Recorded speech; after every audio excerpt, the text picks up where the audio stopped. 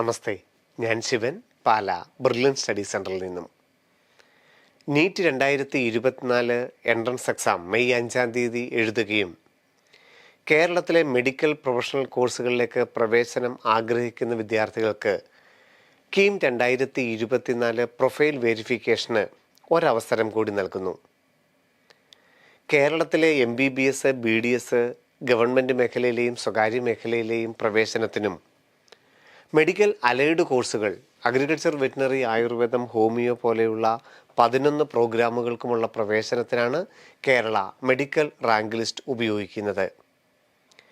Kerala medical rank list തയ്യാറാക്കുന്നതിനായി KEAM 2024 candidate പ്രൊഫൈലിൽ NEET 2024 application നമ്പറും റോൾ നമ്പറും ഡേറ്റ് ഓഫ് ബർത്തും എൻറ്റർ ചെയ്ത് നീറ്റിൻ്റെ ഡാറ്റാബേസുമായി ലിങ്ക് ചെയ്യേണ്ട ഏറ്റവും പ്രധാനപ്പെട്ട നോട്ടിഫിക്കേഷൻ പ്രസിദ്ധീകരിച്ചിരുന്നു.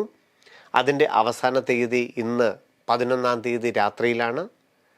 അതോടൊപ്പം തന്നെ പ്രൊഫൈൽ വെരിഫിക്കേഷൻ, ഫോട്ടോ, സിഗ്നേച്ചർ, അതുപോലെ തന്നെ നേറ്റിവിറ്റി, ഇനി കേരളത്തിലെ സ്വകാര്യ മെഡിക്കൽ കോളേജുകളിലെ MBBSൻ്റെയും BDSലും NRI സീറ്റുകൾക്ക് കിട്ടുവാനായി NRI സ്റ്റാറ്റസ് ചെക്ക് ചെയ്യാനുള്ള ഒരു അവസരമാണ് കേരള എൻട്രൻസ് കമ്മീഷണർ നൽകിയിരിക്കുന്നത്.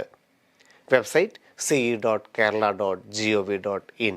മെഡിക്കൽ ആൻഡ് മെഡിക്കൽ അനുബന്ധ കോഴ്സുകളിലേക്കുള്ള പ്രവേശനം, NRI സീറ്റുകൾ, അതുപോലെ തന്നെ NRI ഡോക്യുമെൻസുകൾ, അതുപോലെ തന്നെ photo, signature, nativity, nationality, candidate OC card ഹോൾഡറോ PA കാർഡ് ഹോൾഡറോ ഒക്കെ ആണെങ്കിൽ അവരുടെ നാഷണാലിറ്റി തെളിയിക്കുന്ന രേഖ എന്നിവയിലെ ഒക്കെ അപാകതകൾ ഉണ്ടെങ്കിൽ അത് പരിഹരിക്കുന്നതിനുള്ള അവസരത്തിൻ്റെ നോട്ടിഫിക്കേഷനാണ് ഇപ്പോൾ പ്രസിദ്ധീകരിച്ചിരിക്കുന്നത്. കീം 2024 മുഖേന MBBS, BDS കോഴ്സുകളിലേക്ക് അപേക്ഷ സമർപ്പിക്കുകയും സെൽഫ് ഫിനാൻസിങ് MBBS, BDS കോളേജുകളിലെ NRI കോട്ട സീറ്റുകളിലേക്ക് കേരളത്തിലെ 19 സ്വകാര്യ മെഡിക്കൽ കോളേജുകളാണ് ഇപ്പോൾ ഉള്ളത്.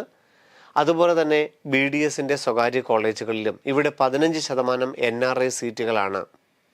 MBBSന് 21 ലക്ഷം രൂപ വാർഷിക ഫീസ് വരുന്നതും BDSന് 5 ലക്ഷം രൂപ വാർഷിക ഫീസും വരുന്ന BDSൻ്റെയും NRI സീറ്റുകൾക്കൊക്കെയുള്ള NRI സ്റ്റാറ്റസ് ക്രിയേഷനാണ് ഒരവസരം കൂടി നൽകിയിരിക്കുന്നത്. പുതിയതായിട്ട് അവസരമില്ല.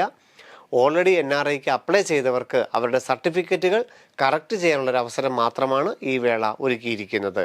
NRIക്കായിട്ട് നമ്മൾ സമർപ്പിച്ച 5 സർട്ടിഫിക്കറ്റുകൾ, പാസ്പോർട്ട്, വിസ, അതുപോലെ എംപ്ലോയ്മെൻറ്റ് സർട്ടിഫിക്കറ്റ്, അഫിഡേവിറ്റ്, ബന്ധം കാണിക്കുന്ന രേഖ എന്നിവയിൽ ഏതെങ്കിലും ഒന്നിൽ അപാകതകളുണ്ടെങ്കിൽ നമുക്ക് NRI സ്റ്റാറ്റസ് ലഭിക്കാതെ പോകും.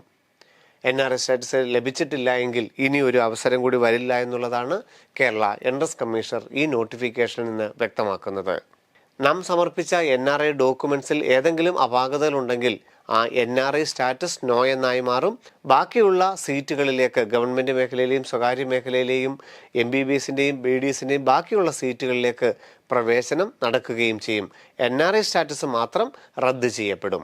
അതുപോലെ തന്നെ ബാക്കി എല്ലാ വിദ്യാർത്ഥികൾക്കും അവരുടെ ഫോട്ടോ, സിഗ്നേച്ചർ, നേറ്റിവിറ്റി, ക്ലാസ് 10ൻ്റെ മാർക്ക് ലിസ്റ്റ്, നാഷണാലിറ്റി, അപേക്ഷ ഫീസിലുള്ള കുറവ് എന്നിവ പരിഹരിക്കാനും ഈ അവസരത്തിൽ സമയമുണ്ടാകും.